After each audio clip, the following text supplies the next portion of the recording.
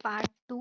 Part 1 already upload हो चुका है चैनल पे। अगर आपने नहीं देखा तो उसका लिंक मैं डिस्क्रिप्शन में दे दूंगी। तो पार्ट 1 आप देखना, जिसमें कि मैंने स्टार्टिंग का लेसन एक्सप्लेन किया हुआ है। Improve methods of agriculture. Improved seeds. Earlier, it was customary to preserve seeds of one harvest to sow in next season. Those seeds did not have high yield. High yield मतलब कि high income. अब पहले क्या होता था, जो traditional agriculture हमने देखा है फर्स्ट पार्ट में, इसीलिए प्लीज डियर स्टूडेंट्स जाके फर्स्ट पार्ट पहले देखना, जो कि डिस्क्रिप्शन में लिंक है, फिर इस पे आना तो आपको ये समझ में आएगा। अब पहले क्या होता था ट्रेडिशनल एग्रीकल्चर के टाइम पर, जहाँ पे सब कुछ फार्मर करते थे, जैसे ही हार्वेस्ट हो जाता था, हार्वेस्ट मतलब कि कटाई, मतलब जब आपका जो भी क्रॉप है वो उग जाता है, उसके बाद में जो हम कटाई करके निकालते हैं वो, तो हम लोग उस हार्वेस्ट के बाद में जो सीड्स होती थी वो हम यूज करते थे अगले क्रॉप के लिए। मतलब जैसे फॉर एग्जांपल अगर कॉर्न हमें उगाना है खेती में, तो फार्मर्स क्या करते थे, पहले कॉर्न का खेती कर लेते थे, और जब हार्वेस्ट आता था, जब कॉर्न कट के आ जाते थे, तो उसी को रखते थे नेक्स्ट टाइम के लिए। तो इसमें क्या होता था कि ये जो प्रोसेस होता था ये 1 साल का होता था, 6 महीने का होता था, जिसमें कि जो सीड्स होते हैं वो ज्यादा दिन तक सेफ नहीं होते थे। तो कुछ खराब हो जाते थे, कुछ यूज में नहीं आते थे, कुछ सो करने के बाद में भी उसके ऊपर क्रॉप नहीं आता था।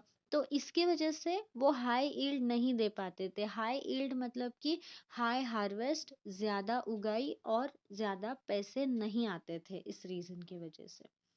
Improved seeds are developed through research. अब जो सीड्स आए हैं मार्केट में, अब आपको कोई भी सीजन में वो सीड्स मिलेंगे और वो पैकेट में रहते हैं।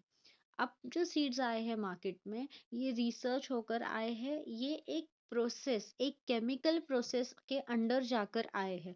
तो ये कितने भी दिन अगर हम रखेंगे इसे, तो ये खराब नहीं होंगे, और फार्मर को जब भी जरूरत पड़ेगी वो उतने सीड्स यूज करके, अगर बाकी के वो सेव भी करके रखते हैं, तो भी वो नेक्स्ट टाइम के लिए यूज कर सकते हैं। तो अभी जो सीड्स आए हैं मार्केट में, वो डेवलप्ड है एंड फुल्ली रिसर्च्ड है। They are available in market for every crop such as jawar, rice, groundnut, wheat, etc. These have higher yield. तो ये हम स्टोर करके इसे रख सकते हैं और ये खराब नहीं होते, इसीलिए ये हायर यील्ड मतलब हायर प्रोडक्शन देने में हमें हेल्प करते हैं। They can resist paste attacks.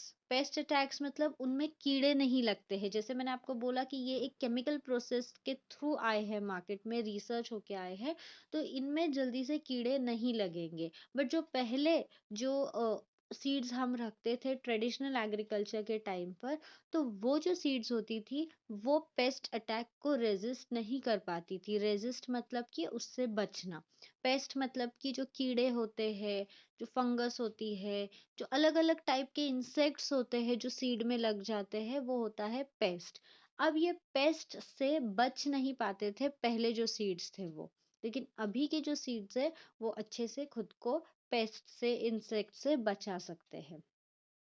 Some become ripe for harvesting in shorter period while some have high yield even with low water supply. तो अब ये जो आए हैं मार्केट में, ये ऐसे बने हैं, ये ऐसे डेवलप होकर आए हैं कि इनको अगर आप ज्यादा पानी नहीं भी दोगे तो भी आपको आपका वेजिटेबल, फ्रूट्स या जो भी पल्सेस है, जो भी कुछ है, जो भी क्रॉप है, वो अच्छे से डेवलप हो जाता है।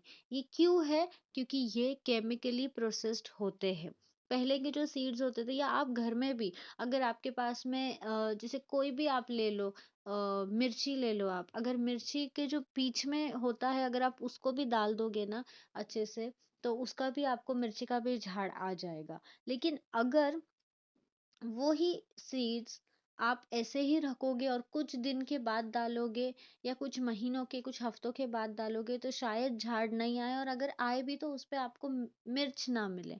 लेकिन अभी जो सीड्स मार्केट में है वो ऐसे बने हुए हैं कि आप पानी उसे कम भी अगर डालोगे, कैसा भी हो, पर आपको क्रॉप उगेगा और अच्छे से मिलेगा, जिसकी वजह से ज्यादा प्रोडक्शन होता है, ज्यादा फायदा होता है।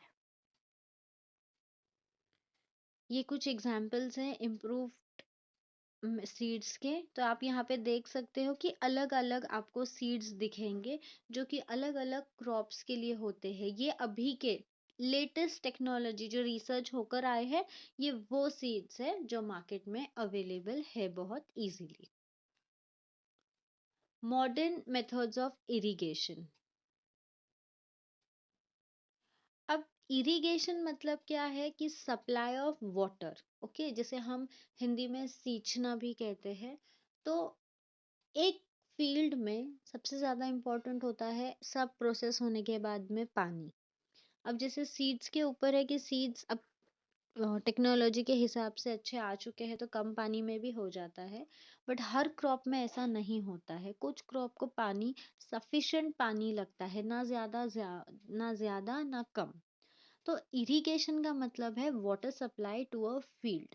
अब यहाँ पे इसमें भी मॉडर्न मेथड्स आ चुके हैं इरिगेशन के। Water is essential for agriculture, for crops to grow well. Greater quantities of water are stored by building dams and bunds on river to obstruct the flow of water. Downstream, this also helps to raise level of groundwater. अभी आपको इतना नहीं, लेकिन पहले आपको देखने मिलता था कि फील्ड के कोने में आपको एक छोटा सा पाइप दिखेगा, एकदम छोटा सा, जो थोड़ा सा ही ऊपर रहेगा। तो क्या होता था ना कि जब पानी आता था उस पाइप में से, तो वो थोड़ा सा ऊपर की लेवल पे सिचुएटेड रहता है, और वहां से वो पानी, जो पाइप है वो ऊपर रहने की वजह से जो पानी आता है उस पाइप में से, वो ऑटोमेटिक फ्लो होता था और फील्ड में चला जाता था। बट ये कहाँ तक पॉसिबल था, जहाँ पे डाउन स्ट्रीम, जहाँ पे स्लोप है। पर जैसे ही पानी आगे जाता था और सरफेस एकदम से प्लेन सरफेस आ जाती थी, तो ये चीज में प्रॉब्लम होता था कि सारे प्लांट्स को पानी सफिशिएंट एक ही टाइम पे नहीं मिलता है। बट इससे ये होता था ना कि जो पानी जितना भी जिस भी जगह पे जा रहा है, वो पानी सोक हो जाता था और ग्राउंड वाटर का लेवल अच्छा खासा बढ़ता था, जो कि है अच्छा रबी क्रॉप्स के लिए। फर्स्ट पार्ट में मैंने आपको जैसे बताया है कि रबी क्रॉप का सोर्स क्या होता था पानी का, तो ये एक पानी का सोर्स था कि पानी जब सोक होता था ग्राउंड में, तो वो यूज होता है। Traditionally, the crop Traditionally crops were watered by canals, but water from canals is lost due to evaporation and seepage into the ground. Improved methods of irrigation are used which provide enough water to plants at same time to save lot of water. जैसे मैंने आपको बताया कि बहुत पानी चला जाता था और कुछ प्लांट्स को पानी मिलता था, कुछ को नहीं मिलता था पहले ट्रेडिशनल एग्रीकल्चर में, जहाँ पे सब फार्मर्स करते थे। लेकिन अभी मॉडर्न एग्रीकल्चर में जहाँ पे सारा मशीन से होता है, यहाँ पे इरिगेशन का भी एक न्यू पार्ट आ चुका है। पहले ये जो कनाल्स आप देख रहे हो, कि पहले कनाल्स में पानी जमा लेते थे और वहां से यूज करते थे, लेकिन अब क्या हो चुका है कि वो जो कनाल्स है उसमें से पानी इवेपोरेट हो जाता है। जब आप कनाल्स देखोगे तो आपको समझ में आएगा, ये कनाल्स है। ओके, आप देख सकते हो कि इसके लेफ्ट साइड में भी आपको फील्ड दिख रहा है, इसके राइट साइड में भी आपको फील्ड दिख रहा है, और ये एक कनाल है। अभी आपको बहुत रेयरली ऐसा देखने के लिए मिलेगा कहीं पे कोई फील्ड के आसपास में। बट पहले यही एक सोर्स होता था जिसमें पानी भर के रख देते थे।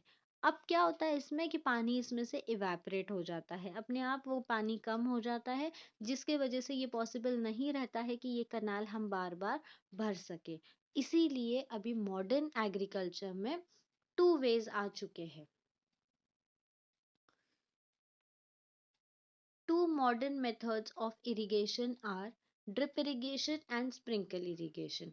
तो अभी मॉडर्न एग्रीकल्चर में दो पार्ट्स आ चुके हैं, दो न्यू टर्म्स आ चुके हैं, जो कि है drip irrigation and sprinkle irrigation. इसका क्या मतलब है ये हम आगे देखेंगे।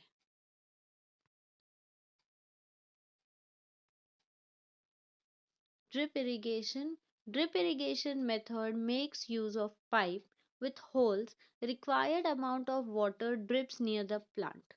अब इसका भी पिक्चर आगे है। अब देखो ड्रिप इरिगेशन में क्या होता है, ये ऐसे पाइप्स होते हैं। ओके, ये ऐसे पाइप्स पूरे सारे फील्ड में लगाए जाते हैं, और जहाँ पे प्लांट है, जहाँ पे सी को सो किया गया है, वहां पे एक होल करते हैं। अगर आप केयरफुली देखोगे इस पिक्चर को, तो इस पिक्चर में आपको ड्रॉप दिख रहा होगा, इस पिक्चर में भी आपको फर्स्ट पिक्चर में ड्रॉप दिख रहा है। तो यहाँ पे एक होल हुआ है, और जब पानी आता है तो बराबर उस होल में से जहाँ पे भी प्लांट है उसको एग्जैक्ट पानी मिलता है। और ये जो पानी होता है ना, ये कुछ टाइम के लिए एक कैलकुलेशन के हिसाब से कुछ टाइम के लिए इसको ऑन करते हैं। इसके वजह से क्या होता है कि एग्जैक्ट जहाँ पे प्लांट है वहां पे उस प्लांट को सफिशिएंट पानी मिलता है, ना ज़्यादा कम, ना ज़्यादा, एकदम सफिशिएंट लेवल में। प्लस सेकंड चीज़ कि टाइम बचता है, मेहनत बचती है। थर्ड थिंग कि हर एक प्लांट को पानी मिलता है। तो ये है ड्रिप इरिगेशन। आप कभी भी आप अगर फील्ड में, कोई भी फील्ड में जाओगे, तो ये ज़रूर देखना कि वहाँ पे पाइप्स होंगे ब्लैक कलर में या कोई भी कलर में। वहाँ पे आप जाके देखना कि जो प्लांट है उसी के ऊपर एक होल होगा और उसमें से पानी आएगा। तो ये होता है ड्रिप इरिगेशन, जहाँ पे हम पाइप्स को होल करके और पानी देते हैं।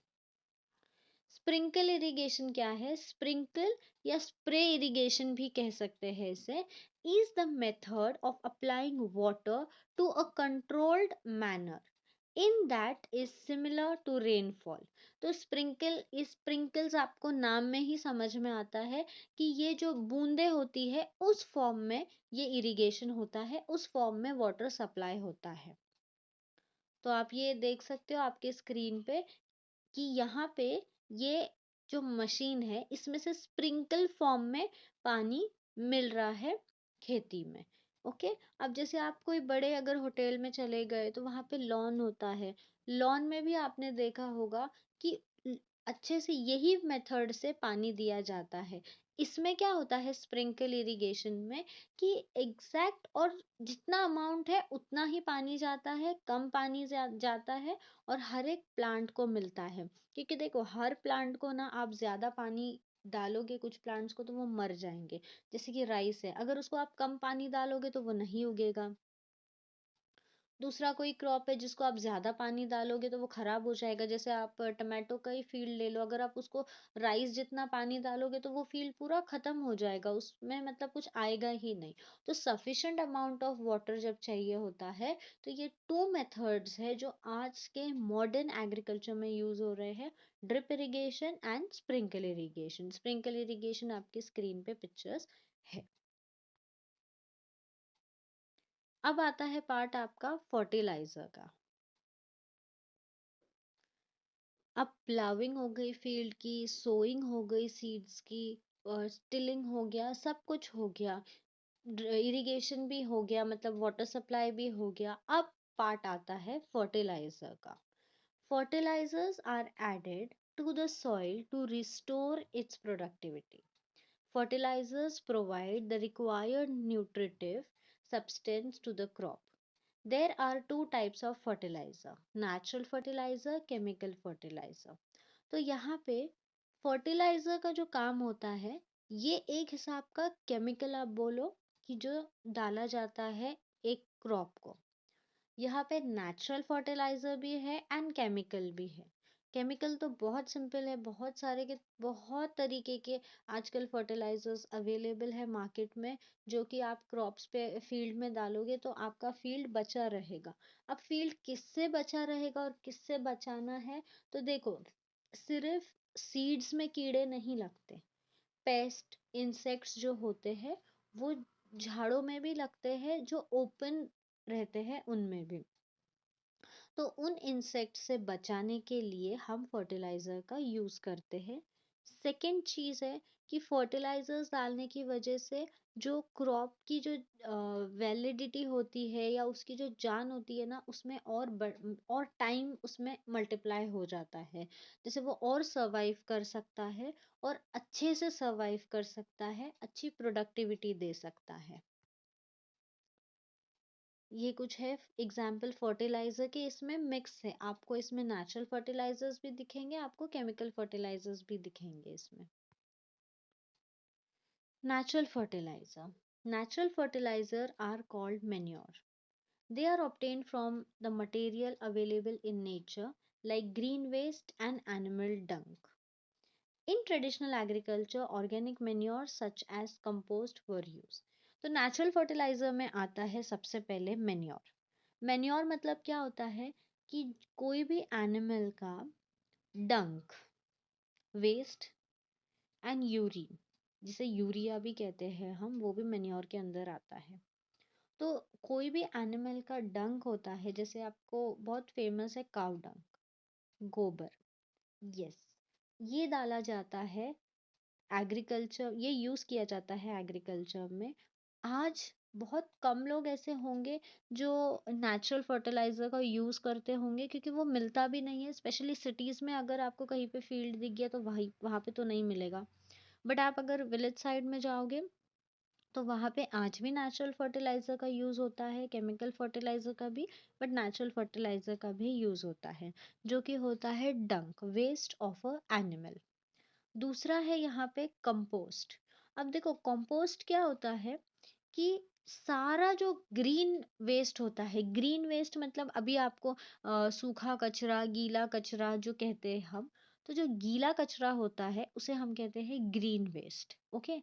तो ये ग्रीन वेस्ट डाला जाता है कंपोस्ट में, प्लस ड्राइड लीव्स डाले जाते हैं, वेस्ट ऑफ एनिमल डाला जाता है, और एक कंपोस्ट तैयार किया जाता है, और वो यूज होता है एज अ नेचुरल फर्टिलाइजर। देखो ये कुछ एग्जाम्पल है नेचुरल फर्टिलाइजर के। जैसे मैंने आपको बताया, ये जो फर्स्ट पिक्चर आपको दिख रहा है, इसमें सारा वेस्ट है। जैसे आपको फूल दिख रहे हैं, यहाँ पे कुछ पत्तियां दिख रही है, ये पूरा ग्रीन वेस्ट है, पूरा ये कचरा है। पर ये कचरा नहीं है, इसे सुखाने के बाद ये बन जाता है कंपोस्ट, जो कि फिर से यूज होता है एग्रीकल्चर में, जो आपके सॉइल को फर्टाइल करेगा, जो आपके क्रॉप्स को एक नई जान देगा। और दूसरा जो है पिक्चर, यहाँ पे आपको दिख रहा होगा कि एनिमल्स का डंक है। मतलब देखो ये हॉर्स, काउ, पिग, हेन, रैबिट, ये सब, ये इन मतलब इनमें से कोई भी एनिमल का यूज हो सकता है। यहाँ पे मोस्टली तो पिग का डंक नहीं यूज करते हैं। यहाँ पे आपको हॉर्स का डंक या काउ डंक मिलेगा, और बहुत रेयरली हमें हेन का डंक भी मिलेगा, मतलब हेन का वेस्ट मिलेगा। बट मोस्टली जो यूज होता है वो होता है, बहुत हाई लेवल पे यूज होता है, वो है काउ डंक, काउ वेस्ट। और सेकंड आएगा हॉर्स डंग, मतलब कि हॉर्स का वेस्ट जो यूज होता है। तो ये है आपका मेन्योर, एंड ये है आपका green waste. Compost, it is commonly prepared by decomposing plants. Decomposing का मतलब है सड़ना, सड़ाना, okay. And food waste, recycling organic material and manure. अब ऑर्गेनिक मटेरियल मतलब कि क्या, जो नेचुरल मटेरियल है उनका यूज, जैसे कि फ्लावर्स, लीव, स्टेम्स, ये सब ऑर्गेनिक मटेरियल है, ये नेचुरल है, इनका यूज। एंड मेन्योर मतलब कि जो वेस्ट है। The resulting mixture is rich in plant nutrients and beneficial organism such as bacteria, protozoa and fungi. तो यहाँ पे कुछ बैक्टीरियाज का भी यूज होता है, जो कि है जैसे कि अर्थवर्म हो गए। फिर और भी इंसेक्ट्स है जो यूज होते हैं इस कंपोस्ट में, उन्हें स्पेशली उस कंपोस्ट में रखा जाता है। क्योंकि कंपोस्ट कैसे बनता है, पहले लेयर आपको आ जाएगी सॉइल की, फिर आ जाएगी लीव्स की, ड्राइड लीव्स या जो भी लीव्स गिरते हैं वो। उसके बाद में एक लेयर आ जाएगी ग्रीन वेस्ट की। फिर आ जाएगा आपका जो भी ऑर्गेनिक मटेरियल रहेगा वो आसपास में। उसके बाद में फिर से सॉइल आएगा, फिर से ये पूरा प्रोसेस रिपीट होगा। तो यहाँ पे हम ये क्यों करते हैं, बेनिफिशियल ऑर्गेनिज्म, बेनिफिशियल जो ऑर्गेनिज्म यूजफुल है, जैसे कि अर्थवर्म, ये हमें बहुत यूजफुल है। एक it is said that earthworm is a friend of farmer. Why it is said? Because it fertiles the soil and it gives good nutrition to the crops.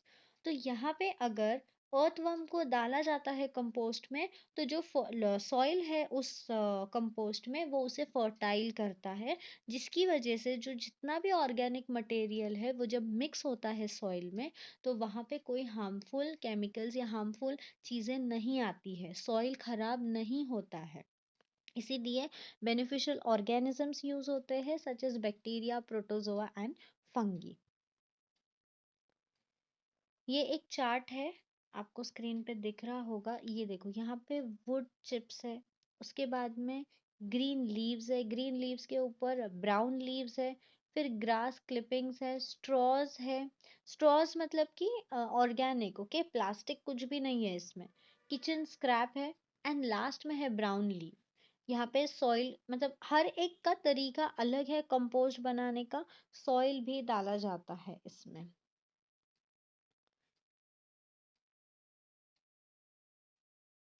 अब chemical fertiliser, chemical fertilizer or artificial fertilizer are mixture of different chemical substances in specific proportion.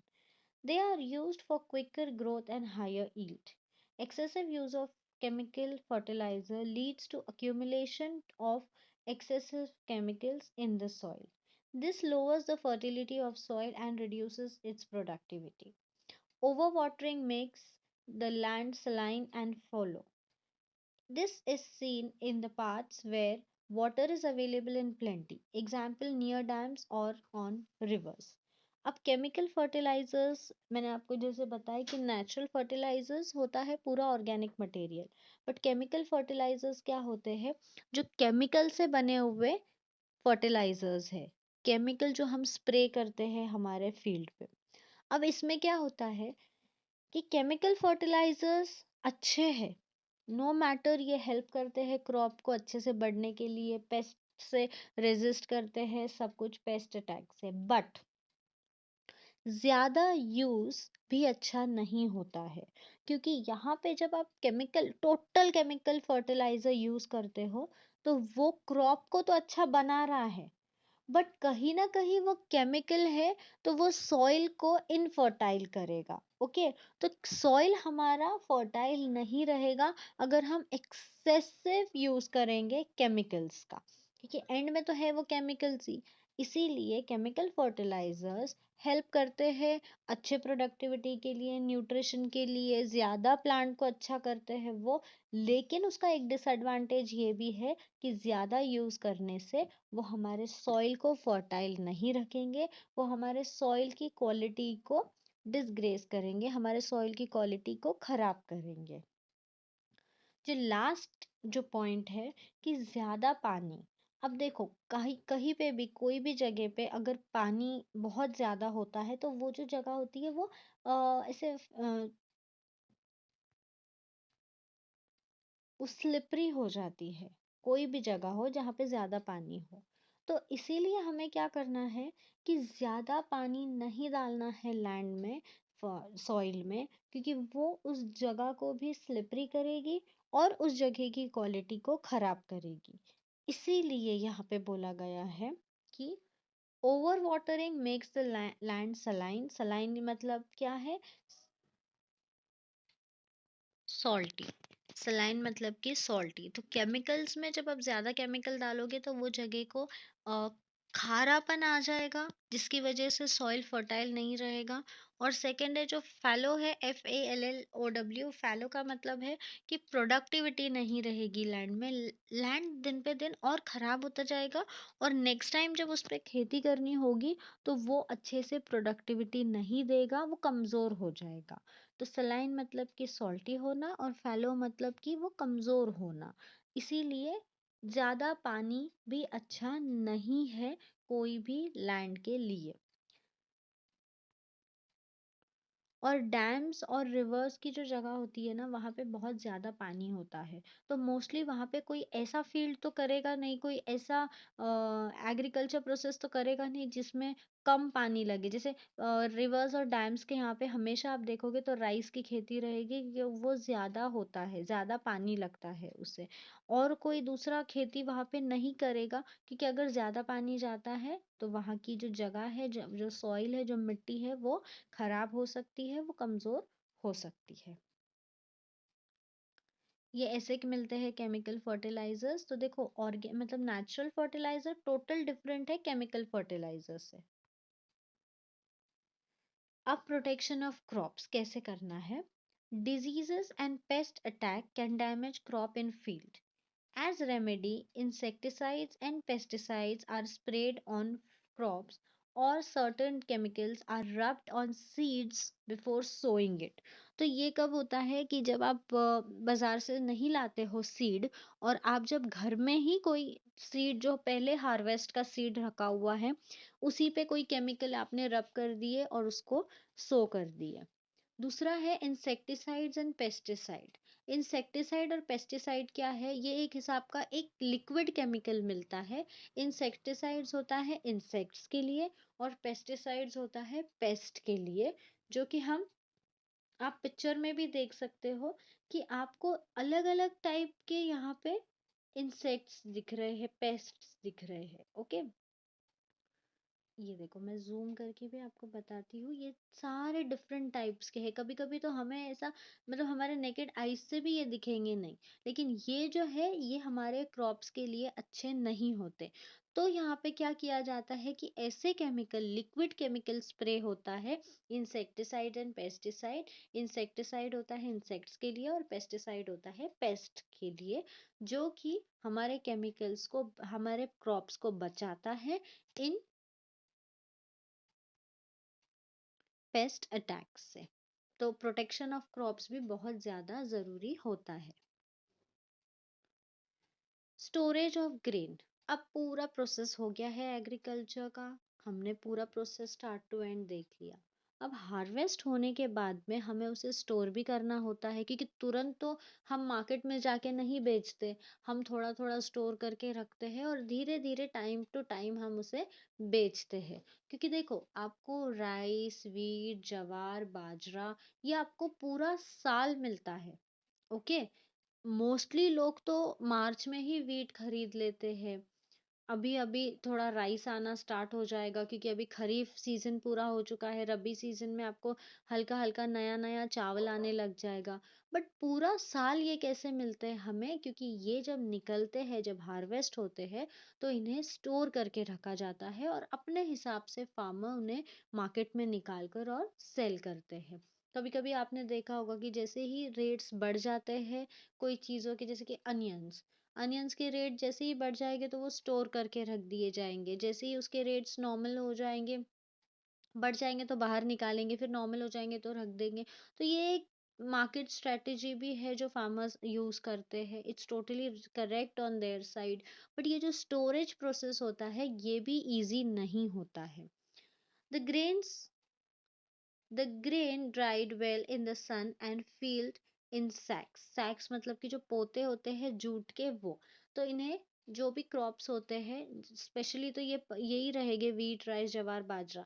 ये जब निकलते हैं ना, तो इन्हें अच्छे से धूप में ड्राई करते हैं। जैसे कहते हैं कि धूप दिखाना, आपके घर में भी जब भी गेहूं आता होगा, तो आपकी मम्मी पहले उन्हें धूप दिखाएगी, और फिर अच्छे से उन्हें पैक करके रख दिया जाएगा। तो सेम प्रोसेस फार्मर्स भी करते हैं, अच्छे से उन्हें ड्राई कर लेते हैं, और फिर उन्हें सैक्स में, पोतों में भर के रख देते हैं। The sacks are stored in the house, और after selling in warehouse और शॉप्स। तो ये जो पोते होते हैं, ये कभी कभी, मैंने अभी जैसे बताया कि घर में भी होते हैं। आफ्टर सेलिंग मतलब बेच देने के बाद भी कोई उसे बांध के रख देता है। वेयर हाउस और शॉप्स। वेयर हाउस क्या है ये मैं आपको बताऊंगी। शॉप्स तो आपको सबको मालूम है, जैसे किराने की दुकान या कहीं पे। Chemicals are sprayed to protect the stored grain from mice, rats, and insects, also from fungus. तो यहाँ पे भी केमिकल स्प्रे होता है उन पे। अभी पहले आते थे जूट के सैक्स। ओके, जूट के पोते आते थे जो आज भी कोई कोई घर में मिलेंगे। बट अब क्या हो चुका है, मॉडर्न एग्रीकल्चर के साथ में हमें मॉडर्न स्टोरेज भी मिल चुका है, जहाँ पे अब आपको मिलते हैं प्लास्टिक के सैक्स, प्लास्टिक के पोते आते हैं जिसमें मतलब टेंशन ही नहीं होता है, बट फंगस का टेंशन नहीं होगा इसमें, बट माइस रैट्स का टेंशन होता है, चूहे लगने का डर होता है इसमें, और भी अलग अलग इंसेक्ट्स लगने का डर होता है, क्योंकि प्लास्टिक अगर एक बार कहीं से फट जाती है तो प्रॉब्लम स्टार्ट हो जाते हैं। तो कोई भी सैक हो वहां पे प्रॉब्लम होता है, लेकिन इनमें केमिकल स्प्रे किया जाता है सैक्स पे। ओके, उन्हें सेफ रखने के लिए storage places are always kept dry and airy to prevent fungus formation. तो फंगस नहीं होना चाहिए, इसीलिए warehouses, specially warehouses है या कोई भी स्टोरेज की जगह जो होती है वो खुली रखी जाती है, उनकी खिड़की दरवाजे खुले रखे जाते हैं ताकि फंगस उसमें ना आए। ये देखो, ये वेयर हाउस है। यहाँ पे अगर आप देखोगे तो यहाँ पे देखो, ये पूरे विंडोज छोटे छोटे बनाए गए हैं और ये पूरे ओपन है। ओके, ताकि ये एयरी रहे। और इतना इतना पूरा आपको स्टोर अगर करना है तो ऑब्वियसली आपको केमिकल्स इसके ऊपर स्प्रे करना ही पड़ेगा। बिकॉज अगर आपने केमिकल स्प्रे नहीं किया तो बहुत सारे इंसेक्ट्स लग सकते हैं, माइस लग सकती है, रैट्स लग सकते हैं और फंगस भी लग सकता है अगर आप बंद बंद रखोगे तो इस टॉपिक में, इस लेक्चर में आपको यहाँ तक वीडियो मिलेगा।